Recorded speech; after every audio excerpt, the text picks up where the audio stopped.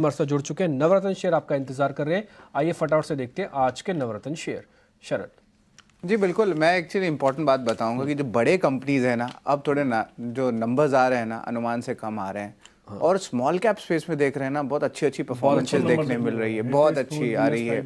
और ये छोटे छोटे सेगमेंट्स हैं, मिल्क का सेगमेंट ले लीजिए, पाइप का ले लीजिए, जिस पे हम ज़्यादा रिसर्च करते हैं और उसमें जो है मोमेंटम दिखाते हैं क्या होता है।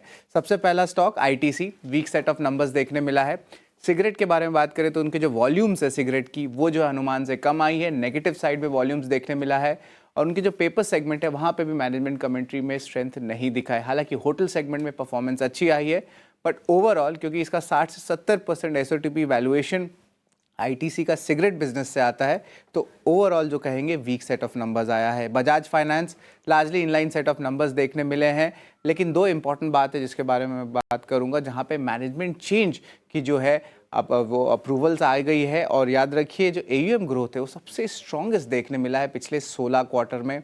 और इम्पॉर्टेंटली जो नेट इंटरेस्ट मार्जिन है यहाँ पे थोड़ी सी कंप्रेशन आई है, लगभग 11 बेसिस पॉइंट्स का, अगर हम सिक्वेंशली बात करें तो।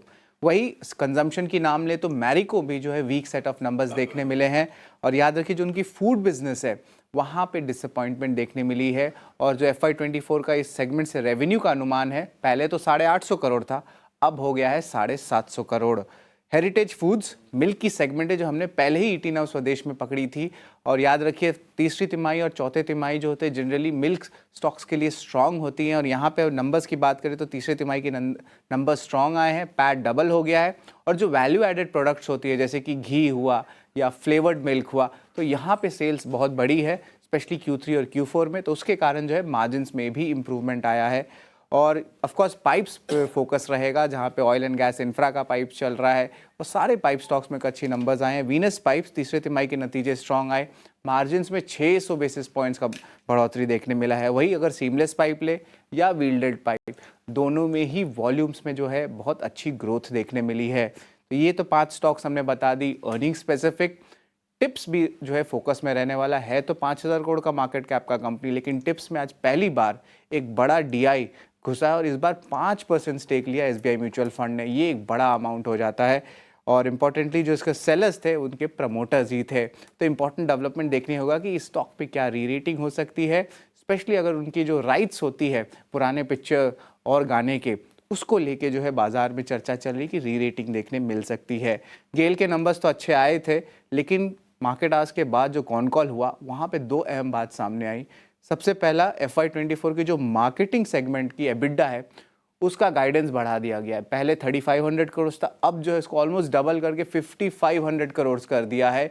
और दूसरी बात, 10 साल का एक बड़ा करार एडनॉक के साथ किया गया। एडनॉक बेसिकली आपकी Abu Dhabi national oil company है, तो ये एक बड़ा एग्रीमेंट है।